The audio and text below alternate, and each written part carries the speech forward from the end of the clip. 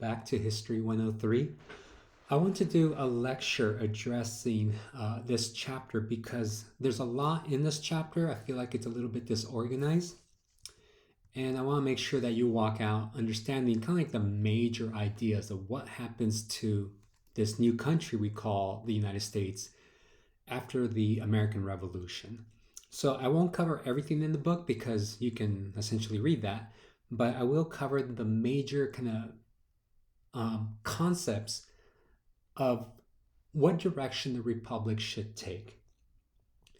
So, as a new republic, there is this fear of can it survive? There's a story where this kind of major political force, this woman named Elizabeth Powell, who was at the convention, she wasn't participating in it, but she comes from a family, a very influential family, who asked Ben Franklin a very kind of simple question. She asked him, "Well, doctor, what have we got? A republic or a monarchy?"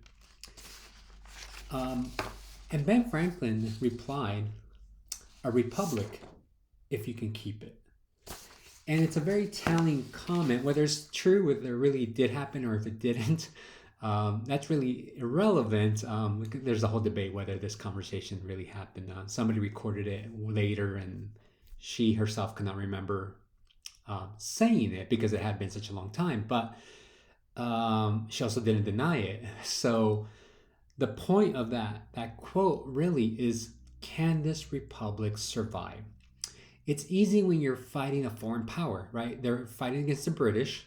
They were the enemy. There's a lot of conflicts within the United States, within the states and so forth. It was hard enough to get them together to fight the British. And now now that the war was over, now they had to come together and create something.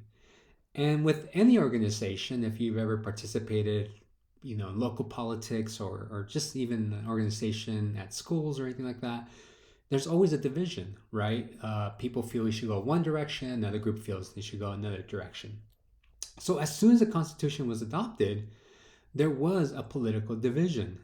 One group has supported this vision that Hamilton promoted with a strong central government, with a commercial empire that really kind of mimicked what Britain was doing.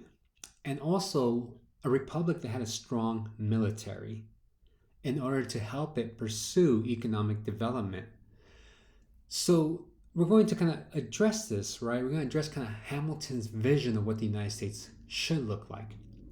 In contrast to that, in Hamilton's goals, you have Jefferson, who, along with James Madison, sought to limit the power of the new kind of federal, I guess what some of us might call big government.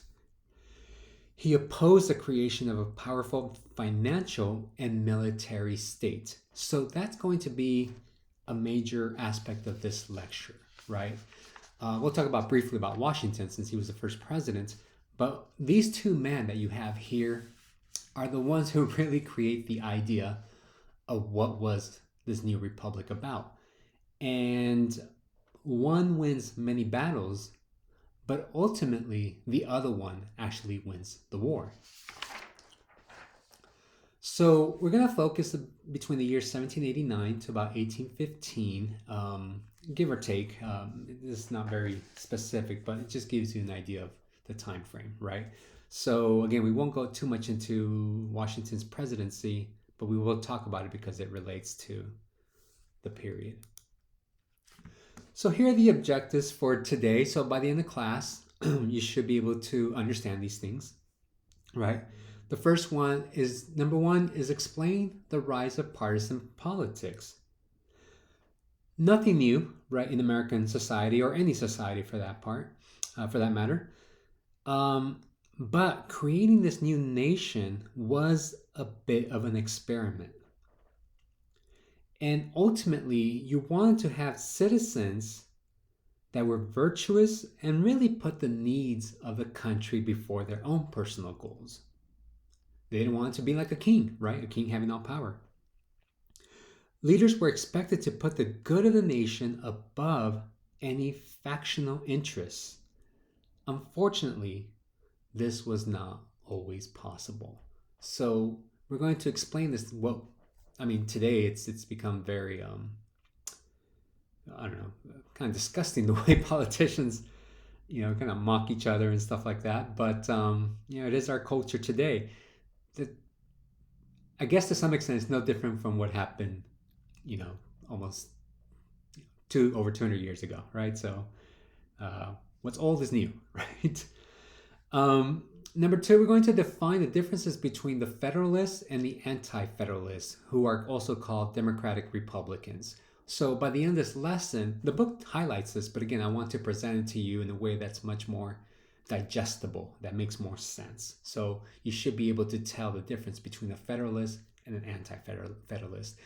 This isn't really like today. I mean, there might be some overlap here. When we're talking about the Republicans back then, we're not talking about Republicans today. So do not confuse the two. The Republican Party of not only this period, but even of, say, the Abraham Lincoln's Republican Party is nothing like the Republican Party today. And to some extent, Democrats don't even exist at this particular moment, okay? Number three, we're going to explore the politics from 1800 to about 1815. And this will really be defined, particularly those key years, 1800 to 1815, will be defined by has been defined as Jeffersonian democracy, all the way up to the era of good feeling. So I'm not sure if your book talks about the era of good feeling. It might go into the next chapter, but basically this block of time really represents this concept of Jeffersonian democracy, and we'll explain what that means. And then lastly, we're going to assess the idea of freedom for different communities. I won't go too deep into Native Americans because the book does provide a section on Native Americans. I'll briefly touch on it, but not in great detail. However, I will talk about other communities such as women, right? What did, with the development of the United States, what did freedom mean for women at this time? And also, what did it mean for African Americans? Particularly with the rhetoric that we see in the Constitution, right? In the Declaration of Independence, and specifically the French Revolution. So the French Revolution, probably one of the most significant revolutions in world history that filters throughout the world. Many historians have divided these kind of episodes or eras in world history with the year 1789. As Americans, we love 1776 and all that, that particular era. But as historians and looking at kind of like the big picture, 1789, which is the French Revolution, is probably much more important than our American Revolution. We don't like to admit that because, right, we're Americans. All right, so let's begin. Let's look at this period. So we begin by looking at the creation of the Constitution. I showed you the video last week. I thought it was a great video addressing, the politics of creating the Constitution, right? Compromise, and some stuff ended up hurting in the long term and so forth. But other things, helped get this nation off the ground. So the Constitution created an electoral college, which was a group of electors appointed by the states who had the responsibility of choosing the first president. Not sure if the book talks about it in great detail. I'm not going to go into great detail either, but George Washington obviously was unanimously selected, with John Adams coming in second, therefore becoming the VP. So at this time, whoever got the most electoral college votes became president, and whoever got second place would become the VP. So they didn't necessarily run in the same party as we do today. Right? And Washington was one of these people that didn't like parties, and I'll address what he thought about them a little bit later. So now that the country was up and running, really this is where the work begins, right? It's one thing to separate from a different, from a kingdom, but now you have to create something out of that, right? And hope it will last, because things can quickly go awry. So we begin with James Madison. Now, James Madison, who basically wrote the Constitution, is a Federalist, and he was tasked with shaping the amendments, and he believed that if they were framed properly, the amendments might go a long way to eliminate any kind of lingering anti-federalist suspicions of the new federal government. So his goal was really, to some extent, to placate the anti-federalists, those people who wanted a kind of power to reside with the states rather than with the president or kind of central government. So when he wrote the amendments, he obviously got ideas from multiple parties, not political parties, but different people. It went from 17 amendments, and then it was reduced to 12, which were sent to the states to be ratified. From that emerged the Bill of Rights. So two of them, from 12 it went to 10. So the first 10 became known as the Bill of Rights. And you probably know these. I'm not going to go into them because you could read them on your own. But you know some of the basic rights that you have, from the First Amendment to the Second to the Fifth, right? Which really was about protecting individual liberties, particularly for the states, right? So the Bill of Rights was a bit of a compromise in order to create this concept called a nation. And this really seemed to kind of placate many of the states, many of the anti-federalists, those people who didn't like this central government. So when Washington became president, what he wanted was to have people in his cabinet from different political spectrums. The reason why he wanted this is that this allowed him to make better informed decisions, right? Again, the Republic is so new that things could have changed really, really quickly. And it's almost thankfully that he was popular enough and really sought to put the interests of the nation that the Republic survived.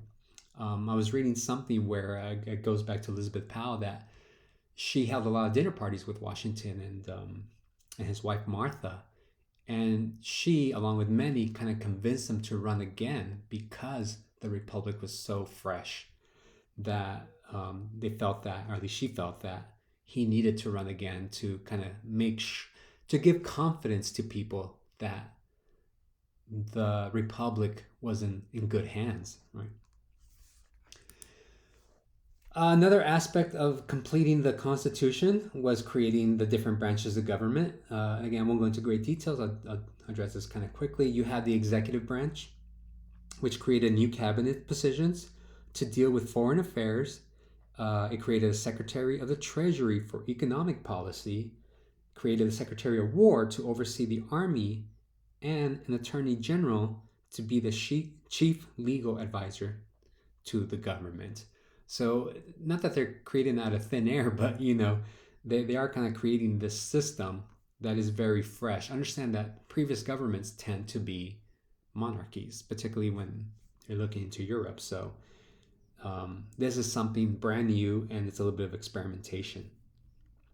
At this particular time, the scale of the new government was modest compared to what anti-federalists predicted. The anti-federalists, again, those state rights community, believed that the government was going to get too big. And to tell the truth, it was quite small. It only had about 350 offices. And in fact, Hamilton's Treasury Department was probably the largest at this time. So the anti-federalists really kind of feared the central government, and to some, there really wasn't a reason for them to fear him at this particular moment. As I said earlier, kind of quickly, things begin to be divided, right? At least from these kind of power players. They begin to create this idea of which direction should a country take. We are a new nation. Lands are opening in the West. The other major powers are across the ocean, so there is that buffer zone that allowed some sense of isolationism. But still, right? People had a vision of what America should look like. So even though Washington feared political parties, it was very clear at the beginning that groups were forming around some major issues, which revolved around the idea of a strong central government versus state rights advocates. So here I want to define these two major ideas, right? And again, this is what the chapter I felt didn't really convey as clearly as I wanted to. So hopefully this helps. So what kind of nation are we, right? A lot of people sometimes it's always funny to hear people talk about US history and they go, I want to go back to the original, what the original founders intended. Well, that's debatable, right? Because you have so many people with different ideas. And these are two, I mean, there's probably more, but these are two of the major ones. So you want to go back to what exactly, right? So you have the Federalists. And what they believe is having a strong federal government, a strong central government. They believe that the Constitution should not be interpreted literally, and instead be broad enough to allow the president to address whatever issues might arise. And that's what this broad construction means. They actually use, from Article 1, they use the necessary and proper clause in Article 1 to defend their position. So again, things might come up that the original founders of the Constitution did not really predict. So they wanted the Constitution to be interpreted broadly enough in order to address any kind of future issues that may arise. They focus on commercial growth, as you can see over there, right? Commercial republic, and for a protective tariff to encourage domestic growth. So basically, adding a tax to goods that are coming from Europe to the United States. That way, American products can compete in this essentially is a world market, right? So they want to make sure that American industry grows. They also supported the British. They actually looked to Britain, not that they sided with the British, but they sided with them in certain issues that were happening in Europe. But they did kind of look to Britain as the model of a new nation, because Britain was going through the Industrial Revolution at that time. I mean, they not only they had a big empire of resources, but they were also producing a lot of goods at a cheap cost to Europe and to the United States. So they felt that if they modeled themselves as the British did, then they could be in the same boat. Most of the support to kind of create this type of economy came from the northern states. No, right? That's understandable. They also believe on having a strong standing army. Yes, we're isolated, but at the same time, you don't know what might happen. So many European nations have territory in the South, in the Midwest, right? The French are there. The British still have Canada. The Spanish are down Florida. So these are reasons why, one of many reasons why they want a standing army. So these are the Federalists, right? Think of, I guess, if you want to think of it in this way, big government, right? Not big government like controlling your life, but big government in making sure the country flourishes. Then you have the Anti-Federalists. Now, the Anti-Federalists believe in, supported states government with limiting the power of the federal government only to what is explicitly stated in the Constitution. So they were those strict construction, where they took the Constitution literally, right? So if it's not in the Constitution, the federal government cannot do, right? They believe that that governing should happen at a local level. They supported trade with continental Europe, whereas the Federalists supported the British. the Anti-Federalists focus more with trading with the continent, so France and other European nations. And they focus on an agrarian economy which represented the southern states.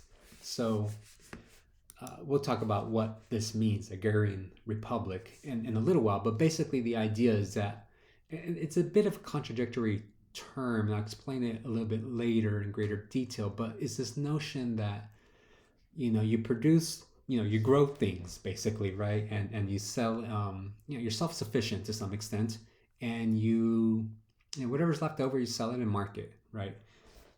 This would really help define the concept of Jeffersonian democracy. All right, so hopefully this makes sense, right? You have a federalist, kind of bigger government. You have anti-federalist, local level, state rights idea. So, and maybe if you want to think of it in this way, the federalist would be somebody who believes we are a nation, right? We're all states. Yeah, we're all individual states, but we're part of this bigger idea. And an anti-federalist believes that basically somebody like in Arizona, we are our own government, right? And we can challenge any laws that are passed by the federal government. All right. You could take a political science class to kind of delve deeper into these arguments too. All right, so let's get back to that discussion of federalists versus anti-federalists. So to understand this kind of federalist movement, we have to understand whose vision this is, and it's Alexander Hamilton. So I think there's a play about him, so you could probably watch that. It probably gives you some of this information. I'm not going to go into great detail into his biography, but I'll give you some information which kind of shapes his vision. He was the illegitimate son of a Scottish merchant and a planter's daughter, who was orphaned at an early age, but became an apprentice clerk in a merchant firm. He was seen as talented and ambitious. So definitely wasn't born in colonies, but he is somebody who, if you want to kind of think of it in this way, kind of worked his way up, right? Didn't come from money and had to make a name for himself. He attended King's College. He's a very ambitious young man. So the owner of the merchant firm where he worked recognized his talents and helped him finance his education at King's College, which is today Columbia University in New York. He later entered the Continental Army, rising to the position of Washington's personal aide. So he again, very ambitious and rose kind of quickly, and it is significant that he was Washington's aide, as this will play a role when Washington becomes president, because again, Hamilton serves on his cabinet. He married into a prominent New York family, and he became an important political figure in that state. He was well connected within New York's merchant community. So it is no coincidence, right? He's living in the urban community. He's industrious, so it is no coincidence that he's pushing this kind of bigger government, really commercial type of republic at this time. He is an abolitionist to some extent, and we'll use that word very loosely here. I'm sure somebody can challenge me on this thing. It is believed that he had ties to slavery, both in his youth and within his marriage, because the family that he married into did own slaves. And it is noted that he possibly might have owned one slave at the very minimum. But he was a founding member of the Manumission Society in New York, this movement that kind of pushed for freedom for slaves. So by no means was he out there like the abolitionists of the 1850s, but again, he's living in the northern states where industry is much more significant, and the hope for some of these kind of founders of the nation was that slavery would eventually go away, particularly with the shift of economy. Again, I don't want to say that he was an abolitionist. His vision, what was his vision? Well, he sought to endow the national government with additional powers. He believed that America needed to emulate the powerful, diversified economy of the British. And he fostered commerce and manufacturing. And the only way, at least the way he felt, the only way this was going to be accomplished was by having a strong central government. So he wanted a manufacturing economy like Britain, but there's certain things that you need to do as president to make this happen quicker. Most of the people are still agrarian. Majority of people still live out on the countryside. So he's trying to kind of fast pace this.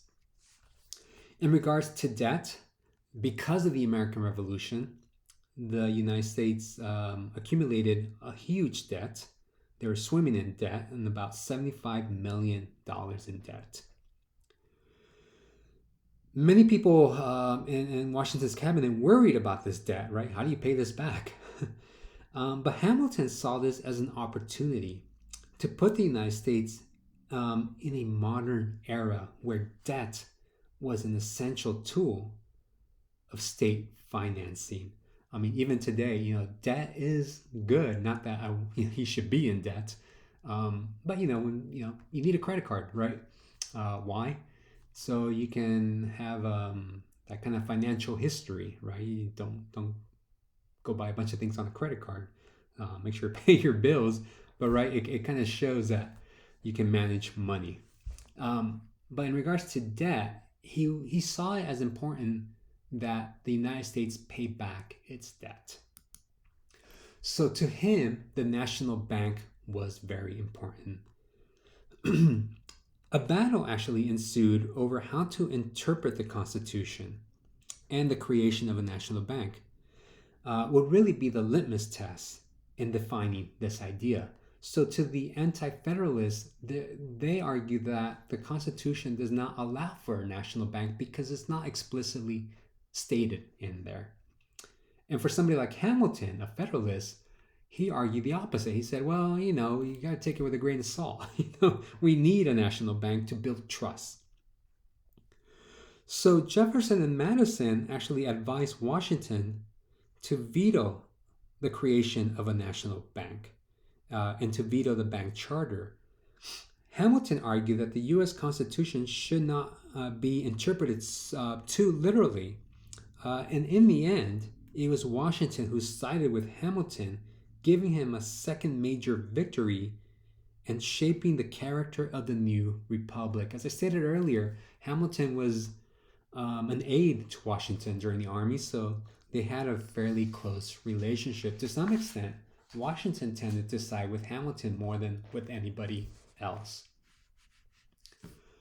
though he always tried to hear everybody else's ideas. So these are the Federalists, right? This is what they're doing as we're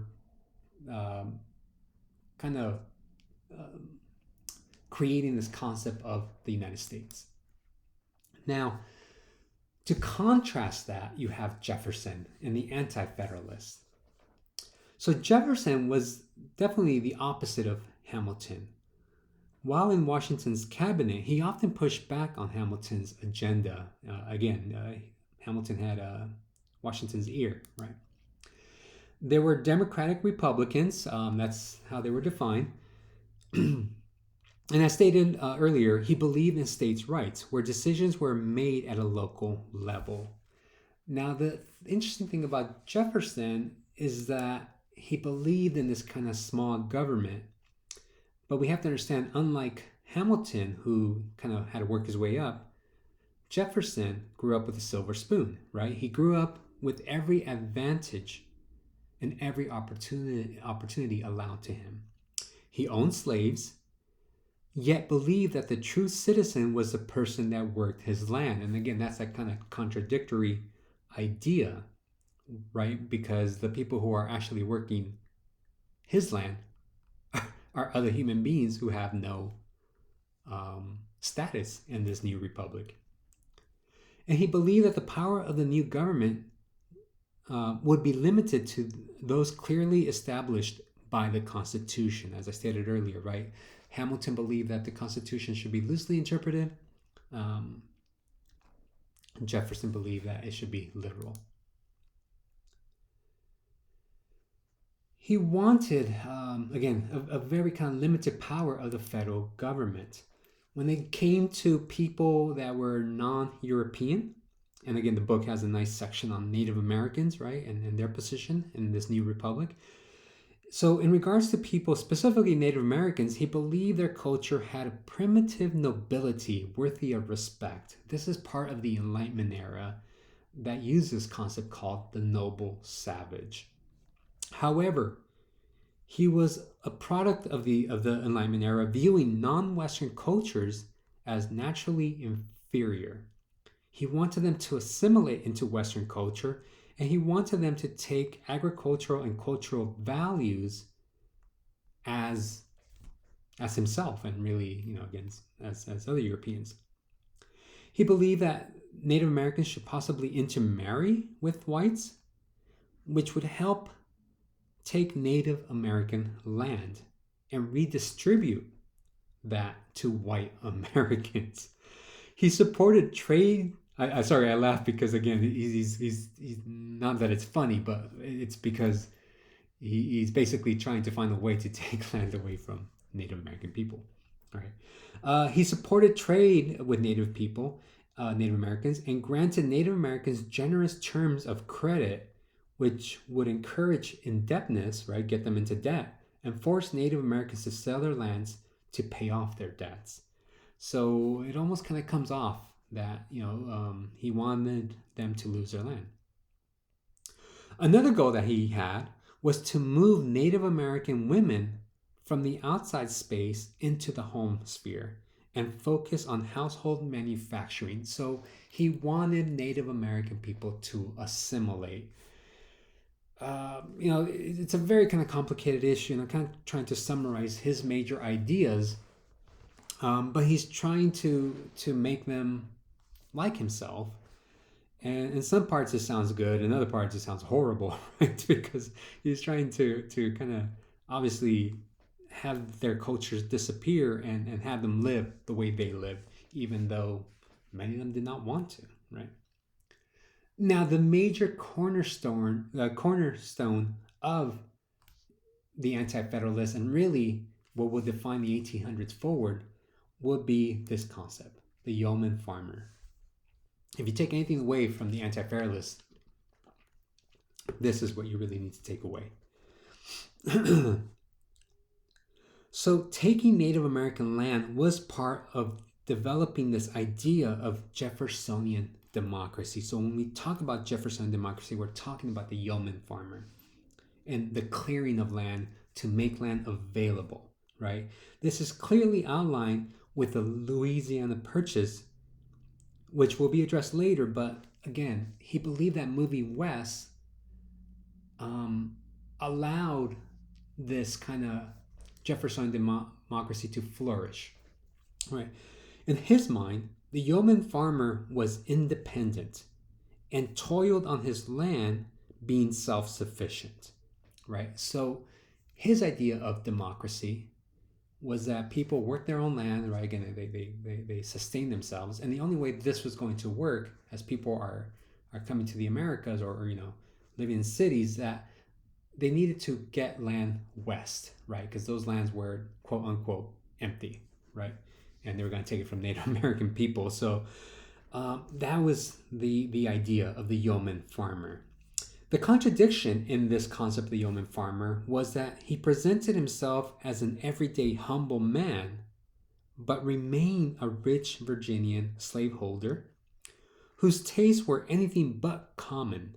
He lived in his home named Monticello, and you've probably seen pictures of it, right? It's a beautiful home, which he designed himself, and it showcases wealth and exquisite taste. It is noted that he spent $2,400 annually on wine alone, which was 10 times the yearly income of an artisan. So in presenting this concept of yeoman farmer, all right, this notion that again you work your land, you know picture Jefferson, you know with a shovel and a hoe working the land, growing tomatoes, I don't know, right, growing corn, and you know if he has some extra corn, he'll sell it at market. No, right, that wasn't the case. The case was that he has this big plot of land. He had all these slaves that he owned working this land, and he benefited from all this and basically held a lot of parties at his house. Um, you know, he liked to show off as well. But he presents himself and presents the yeoman farmer as an everyday kind of Joe, right? Um, this idea will become very key for at least a few generations, and today again people still use it to refer to this idea of small government.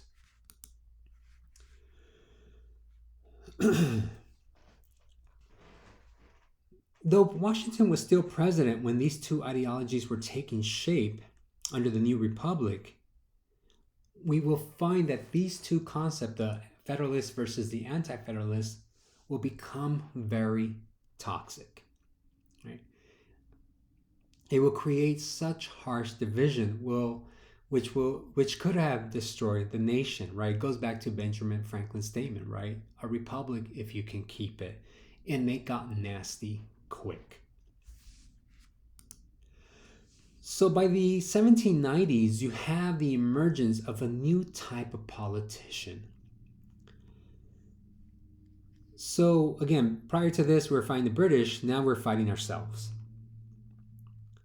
Though people such as Jefferson and Madison and others were seen as part of this kind of gentry elite, a new class of politician emerged, was being born that had, at this time, that had no problem to play dirty. One such example was Virginia's John Beckley, who became critical in advancing the Democratic Republicans' cause. He's an operative, basically, right? And he was willing to play dirty to win. He was a key organizer, hanging out at tavern and coffee houses, using gossip as a political tool, almost making it into an art form.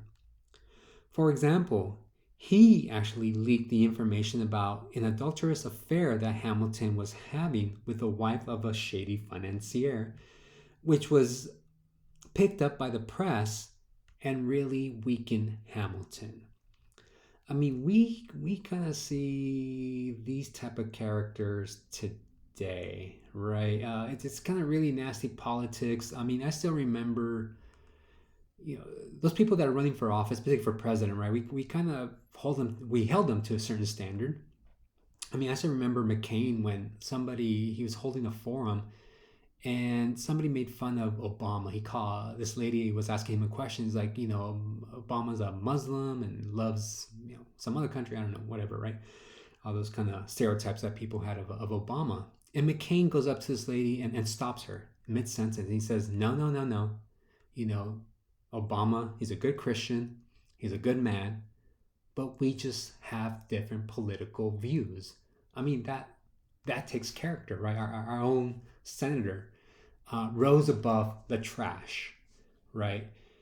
So there is this idea that we have moved away from it, but again, that was a moment in time when, at least the people that were running for the presidential office were held to a particular standard. Now you see a lot of kind of name calling, trying to come up with nicknames and stuff like that, which is kind of disgusting. But that's like I said earlier, what's old is new, right? Because what we see right now was basically happening back then. You also have the development of a partisan press.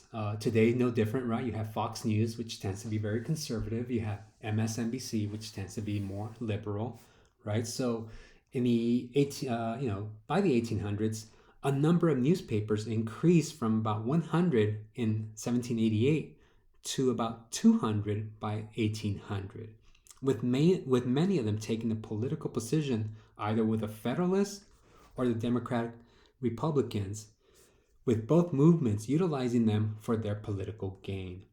In addition, Democratic Republicans societies emerged during this time in order to persuade the public opinion, which to Federalists seemed to go against Republican ideals of trusting elected officials. So the Democratic Republicans formed these organizations again to they were fighting against the Federalists and basically trash talking. Right?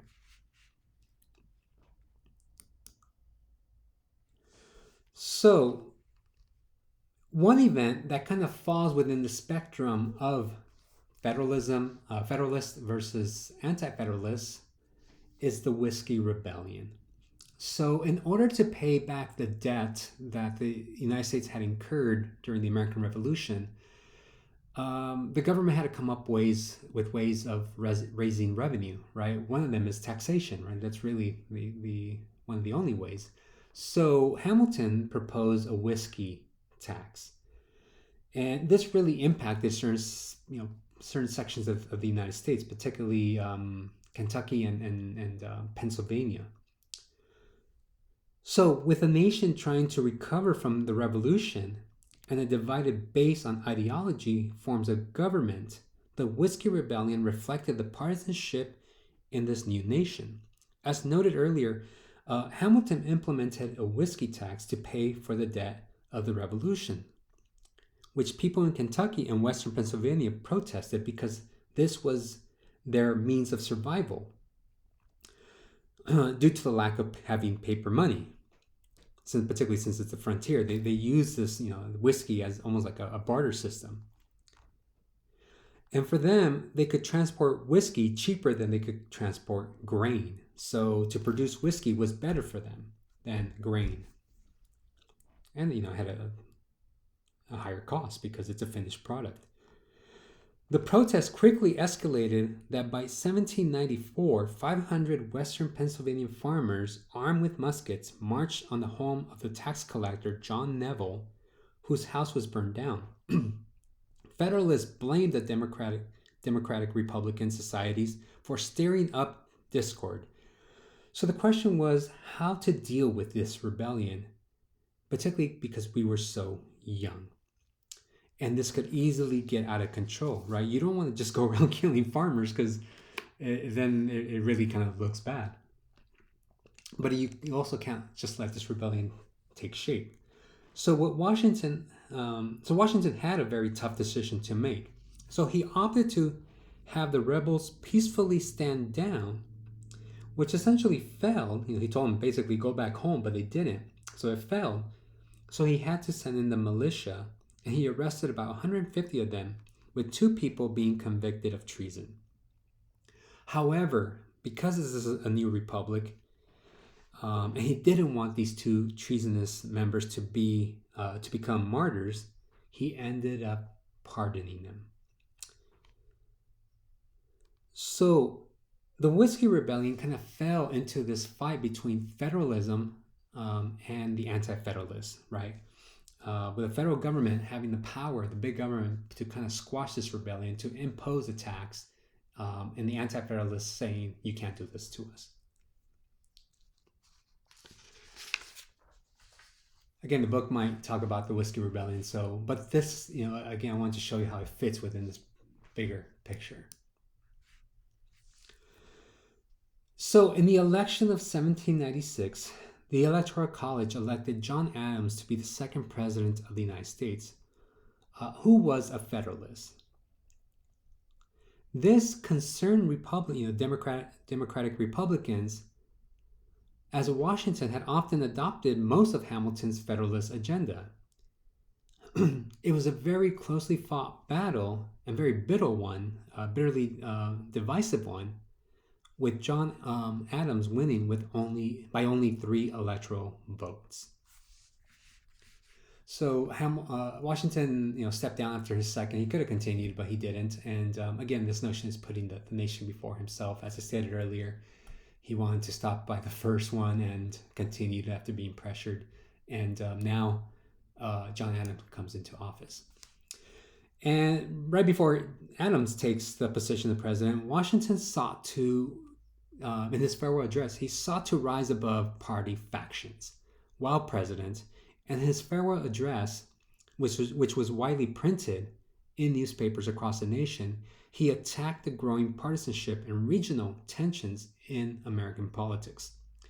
He warned against entering alliances with foreign nations, but rather to pursue temporary alliances that benefited the nation state. When Adams becomes president, he has all these issues. So America is not functioning in a vacuum, right? There's all these other events, particularly in Europe, that impact the United States. So with Adams as president and Jefferson as the VP, since he got the second most votes, right? Second place became VP, who, again, Jefferson's an anti-federalist, John Adams is a federalist. Foreign policy came to the forefront, with the French feeling like the United States was pro-British, since you have federalists in government. It recalled its diplomatic envoy, who was in the United States. It also began seizing American ships that were trading with the British. So Americans kind of see this a bit of an attack, even though it wasn't like a declaration of war. And actually, Adams hoped to avoid a costly war, so he sent an envoy to meet with 3 French officials that were simply identified as X, Y, and Z, who demanded a bribe just to begin the negotiations. They sought a bribe of $250,000 for themselves and a loan of over $10 million to France, and demanded an apology for a statement that Adams had made, a negative statement that Adams had made against France. So I think the book does talk about the XYZ affair, but this would kind of lead to what happens next, and that is the Alien and Sedition Acts that were established. Adams was preparing to go to war with France. France is going through its revolution at this time. Napoleon is rising to power. But ultimately he decided on an unofficial war, increasing the army and creating a new department of the Navy. With the Alien Sedition Acts, this really, again, falls under that kind of Federalist versus Anti-Federalist argument. So the book does talk about this, but again, I want to frame it within this spectrum. That way it kind of makes sense, right? So to pay for the military buildup, the Federalists controlled Congress and passed a new property tax on land, slaves, and buildings. To some extent, the Anti-Federalists felt like this is an overreach. So Adams passed the Aliens Act, which made it more difficult to become a citizen at this time. You have a lot of French migrating to the Americas. So it made it difficult to become a citizen and gave the federal government far-reaching powers to deport resident aliens, right? Particularly people they saw as threats. They also passed a Sedition Act, which made it a crime to combine or conspire together with the intent to oppose any measure or measures of the government of the United States. It continued by criminalizing any attempt to write, print, utter, or publish statements false, scandalous, or malicious against the governments of the United States or either House of Congress or the U.S. or the President. As you can see here in the passing of this law, it left out the vice president because he was an anti-federalist, and basically you could say anything you want about the vice president, who was Jefferson, who was a anti-federalist. So the press was free to attack him all they wanted. As the reading noted, many Republicans were targeted, so they sought to limit the power of the federal government by petitioning Congress to repeal these laws or these acts, but then also use the courts to challenge its constitutionality. When both attempts failed, Madison and Jefferson issued the Virginia and Kentucky Resolution, whose premise was that the Constitution was a compact among the people of the states, who not only retain all powers not delegated to the new government, but also retain a right to judge when the acts of the federal government violated the Constitution. So the argument there was basically, if the states don't agree with these laws, they don't have to follow them.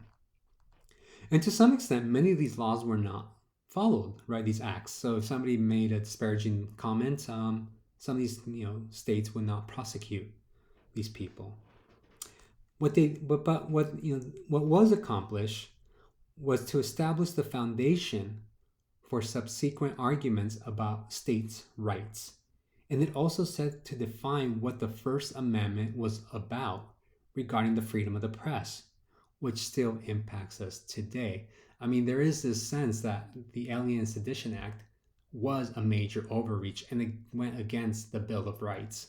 So Jefferson and Madison kind of critiquing it and attacking it will set the precedent for future Supreme Court cases. So after Madison's presidency, the election of 1800 was set America in a new direction. Another highly contested election, it actually took the House of Representatives to make the final decisions. With a lot of political wheeling and dealing, Hamilton, who was a Federalist, persuaded Federalists to shift their support from Burr to Jefferson. And this is very key because, again, there's a lot of stuff happening during the XYZ affair. I know in Congress there was some fight between House of Representative Lyon, I can't remember the other guy, but somebody made some comments about the other guy. Some guy spits tobacco at him, and then the other guy grabs a stick and starts beating him. And the guy that's getting beaten go grab some chimney thong thing and some metal thing and starts beating the other guy, right? So we like to think of these early political members as above it all, and quite the opposite. You have a lot of fights. There's another kind of major fight decades later, but there's some here too. So there's a lot of tension during this early period. So what was really key was that there would be a peaceful transfer of power from Jefferson to take over. And, this could have gone a different direction. And, there's a lot of, negative press, during this period when Jefferson was running for presidency. They the rumor came out of him having an affair with his, one of his slaves. And this is a cartoon that addresses this. It's just a very chaotic place. And the beauty about the United States is that there has always been a peaceful transfer of power until fairly recently. And you probably already know all that, right?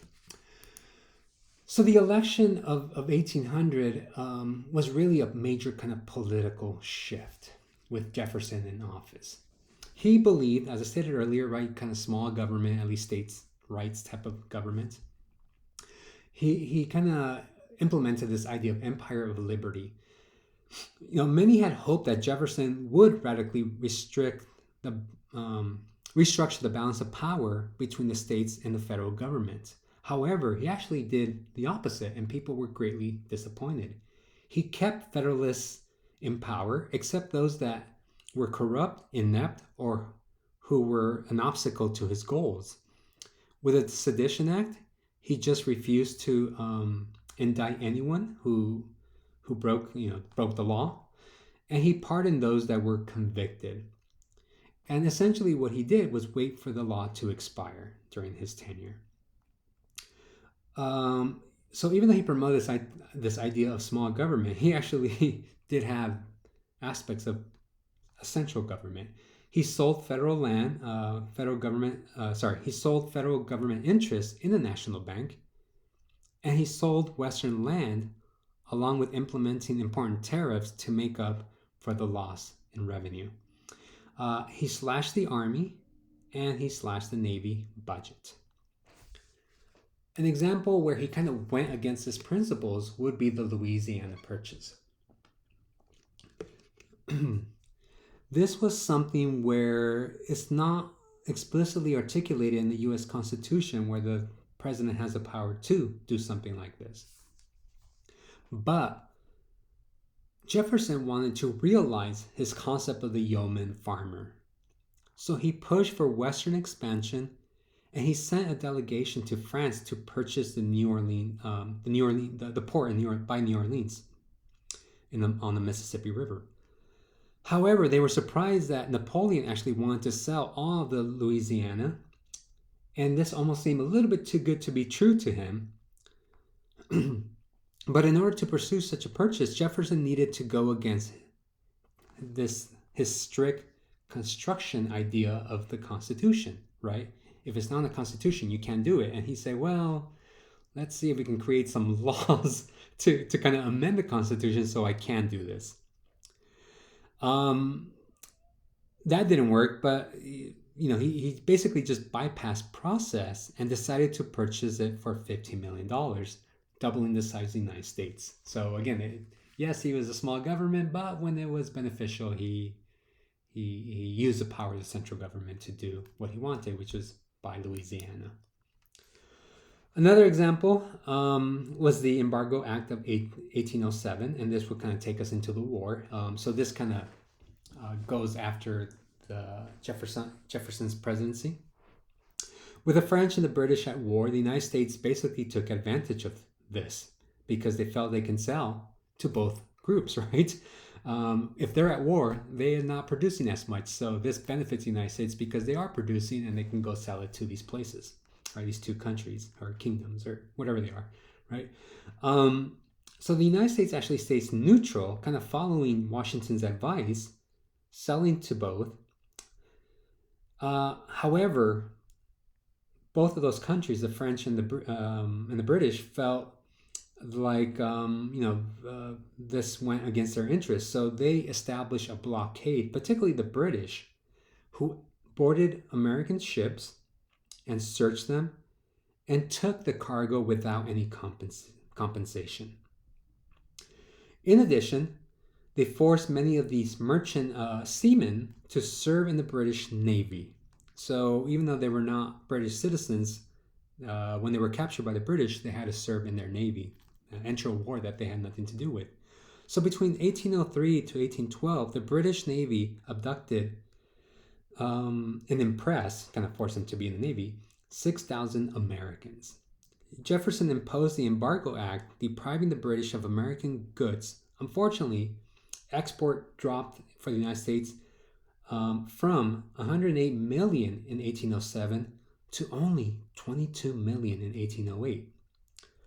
With agricultural and raw products, these being the kind of the major goods that we were exporting, the yeoman farmer ideal was severely hurt, right? So how can you sustain this when you're not, you're growing all this, but you can't sell it at market? This Embargo Act and everything that kind of happens with it, what the British were doing kind of led to war, the War of 1812. By then you have a new president who is Madison. And what was happening here is that, again, the book talks about this, but I'll briefly mention some key points. Native Americans were obtaining arms from the British to protect themselves from losing their lands, right? And tensions escalated with the House and the Senate supporting war against Britain, since they were providing guns to the Native American population. The U.S. wanted to take Canada, but the British quickly pushed them back. And in 1914, the British burned the U.S. Capitol. And then after they burned it, they feasted on the elegant dinner that Madison was about to have, and taking his medicine chest, which was later returned to him 125 years later. It was returned to President FDR. During this War of 1812, you have the Treaty of Ghent in 1814, essentially ending the war without really kind of clear resolutions. The British were busy fighting in Europe, so they benefited from this because it stopped one war at one front and they could continue with with France. However, for the United States, for them, it felt like they had gained new respect from these European nations. What the war did seem to accomplish was the end of the Federalist agenda, with the Hartford Convention, which espoused states' rights, essentially facilitating the demise of the Federalists as a viable political organization. So this debate between Federalists and the Anti-Federalists essentially ended with the War of 1812. And from that comes this period of the era of good feeling. So with the end of the power of the Federalists, President Monroe sought to unite the political ideals of Jeffersonianism with aspects of Hamiltonian economic theory. So he basically brings federalism and anti-federalism together, really with anti-federalism winning. He tried to implement nonpartisan politics by bringing into his presidency people from different political affiliation, a lot like Washington. He traveled the nation and hosted events in a newly repaired executive mansion, which was painted a brilliant white, now known as the White House. So in the end, to some extent, right, this kind of argument between federalism and anti-federalism ends here, with anti-federalism winning, but taking aspect of federalisms, particularly the economic aspects. All right. So this is really kind of the major goal that I want you to understand in regards to what is federalism, what is anti-federalism, and what is this new republic all about, right? Between, the 1790s up to about 1815. Now we're going to move on to see how this impacted other communities, right? So what did this new republic mean to different communities, right? So we're going to go back in time, back to the 1790s. So we have to begin with the impact of the French Revolution had on the United States. As I stated earlier, the French Revolution had a bigger impact than any other revolution. In regards to the French Revolution in the Americas, as the revolution started, the majority of Americans supported it since it seemed to mimic their own revolution. Republicans started to use words like citizens to address each other. So they take elements of the French Revolution and incorporate it into American culture. However, as the revolution turned more violent, the Federalists saw it as a bloody event and saw it as a confirmation of the dangers of taking liberty and equality too far. And one of those examples is in what we call today Haiti. In 1791, right, this is when the United States is still fairly new, but this is in a different part of the Caribbean, right? It's not the United States.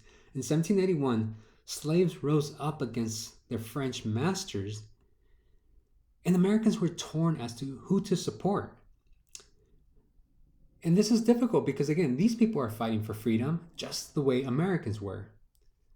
But as you know, kind of race relations in the United States, they were also not seen as citizens or as capable of handling freedom and equality. So you do have a group of Americans siding with the French.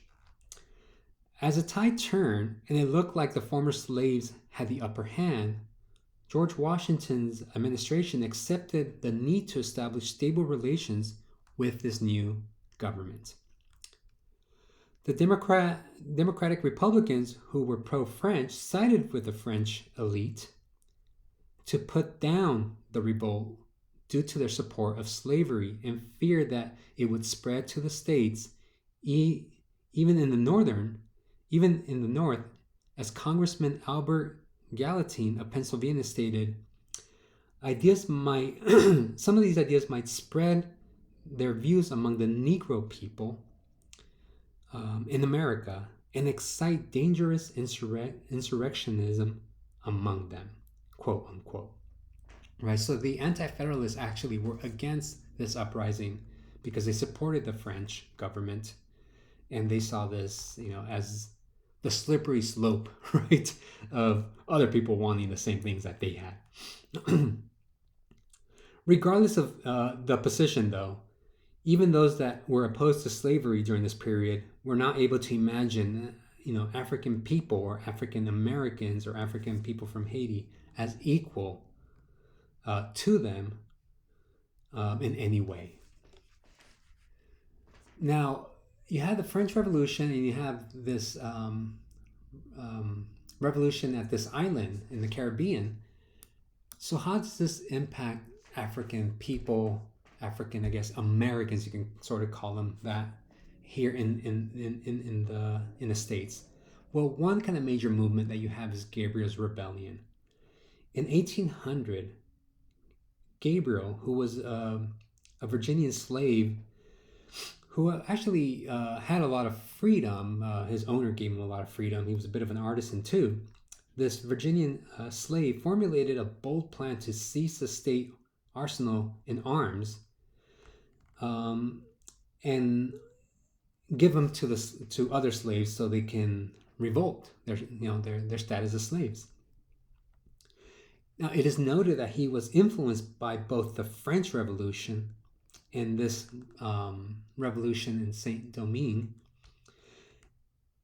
and he even quoted Patrick Henry's words of death or liberty. I think he says the other way around, right? Liberty or death. But it shows you that these other movements that are happening, not only in the American Revolution, but other movements across the world, are impacting the way people are seeing themselves. Unfortunately, the rebellion was quickly and easily squashed, but it did show the power of these revolutions. But it proved that these same ideals did not cross racial lines. So yes, Americans were fighting for freedom, but they did not believe that other, or at least certain people, should have those same freedoms. This group was tried without a jury, and 26 were convicted and sentenced to death. In addition, the states also paid, Virginia paid $9,000 to the owners of these slaves, particularly those who were executed, since these slaves were considered property. So yes, we had great ideals, and we could say, well, it was the age. Well, yeah, but again, a lot of people are hearing things like the French Revolution and these other revolutions. They kind of begin to expect it too, but unfortunately, at least in the United States, it was seen like they were not capable of having this freedom. No, African Americans again, and then the book again talks about Native Americans, so I don't have a slide for that. But I also want to talk about women. So the revolution also impacted women as they actively participated in the American Revolution, right? They were spies, they were cooks, some of them even took arms, right? And it's important to note that during the American Revolution, only about 40% of the population supported the war, right? Which means 60% did not, many of them including men, yet they got, they got freedom, right? So women did not, right? The news of the French Revolution also influenced American women, as they would wear the red, white, and blue attached to their hats when the French minister Edmond Genet arrived to the United States 2 days after the execution of Louis XVI. So what did the revolution, all these revolutions, and this concept of freedom mean to women? Well, between the 1770s to about the 1790s, American literacy rates had increased significantly, and people had access to different type of literature, such as magazines, novels, pamphlets. So many of these groups were reading some of the literature that was emerging from these revolutions. So, they read what was happening at the revolution, or they read novels that reflected some of these ideals of the revolution. We find that in 1790, 266 new lending libraries opened across the United States. Many news magazines attracted female readers, and as I noted earlier, many European novels wove political themes into their stories, with women becoming a major consumer and even writers of these novels. Writers such as Judith Sargent Murray became an outspoken advocate of equality and education for women, arguing in her essay, quote, on the equality of the sexes, unquote, that's the name of the essay, that women's intellectual abilities were equal to those of men. And she also helped found the Dorchester Ladies Academy in Massachusetts. She would be considered a feminist, saying, hey, we're just as intelligent as any man, and we're capable of accomplishing the same things as them. As I said earlier, during the American Revolution, many of these women participated. There was women who went against their own economic interests. There might have been plantation owners and supported the revolution, yet they had no voice. During the Enlightenment era, you have a lot of kind of important thinkers. In the 1790s, people like Mary Wollstonecraft, a very key philosophical Enlightenment thinker, who argued that women have the ability to think. It sounds ridiculous now, right, to even say it. But back then, there's this idea that women were dependent, right? Were children, essentially. And Mary Wollstonecraft argues otherwise, saying, no, we're equal to men. The only reason we haven't acted upon this is because we're not allowed to. We're forced to be in the home. We're forced to be mothers, right? To not be educated. But, we're just as smart, if not smarter. And to some extent, she kind of argues in her, if you ever read Wollstonecraft, she kind of argues that women focus on beauty, not because they want to be beautiful, but because they've been taught to be beautiful, that beauty gives you the illusion of power. But what happens to beauty? Beauty always fades, right? So the idea was that make her educate, get her educated, because she'll make a better person, a better mate, and a better citizen. And that's a key word that she uses in her essay, the word citizen. So definitely Mary Wollstonecraft emerges as an early form of feminism, right? Another important key figure during this period of the Enlightenment and during the American Revolution is Abigail Adams. While her husband was out, dealing with the British during the American Revolution, it was Abigail Adams who had to take care of the farm, right? She had to run the daily operations, which shows that she had the ability to do these things. When they were writing the Constitution, Abigail Adams writes a letter to her husband asking him to remember the ladies. In return, her husband kind of just mocks her and says, nah, we're not going to do that, basically, in his reply to her. But things could have been different had he listened to her, right? Because women would have been equal citizens from the very beginning, instead of waiting another 120 plus years to get suffrage. So what was the result of this idea of freedom for women? Well, they got placated. What happened to them is this concept in the context of Jeffersonian democracy, right? They got placated with this concept of Republican motherhood. So what is this, right? After the revolution, white women gained very little, and if anything, actually lost more. Because prior to this period, women had probably more freedom before the revolution than after. They were excluded from juries, they were excluded from legal training, so they had no access to the male political world. They could not vote because only property owners had a voice. But women were seen as dependent creatures by nature, regardless if they had land. Only in New Jersey were women allowed to vote, and it was only in the condition of them having property.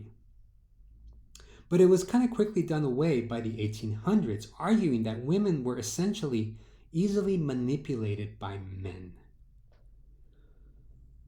So what was a woman's role in this new republic? Well, it was Republican motherhood. women were seen as key members within the republic, but only by gender means. Their role was to educate their children for their duties as citizens. So, they were expected to instruct their sons in the principles of patriotism, to make their homes well-run havens of efficiency, to converse knowledgeably with their husbands on a variety of subjects, and to understand family finances. Basically, be a housewife. Therefore, her role was to birth virtuous citizens and hence serve the republic as caretakers and mothers. So that's what they got for all their efforts, right? So freedom definitely didn't mean much to them because they never got it. So in conclusion, what do we learn? So we learned these two kind of major philosophical arguments, these two philosophical visions of the United States, right? The Federalists and the Anti-Federalists. And in doing so, they shape this notion of what the United States is. It's this notion of small government with Jeffersonian democracy, with economic commerce, with kind of Hamilton's idea of the commercial republic. And then lastly, we also see that this concept of freedom was really just for a selected few. I mean, even poor people could not vote. Even if you were white male, you could not vote, right? So even you were restricted at times. But for those two communities that I talked about it, freedom did not mean the same thing to them, right? And to some of them, didn't mean anything because they didn't get any freedom, right? So we kind of go back to where we started, right? To Jefferson's idea of we are a republic if you can keep it.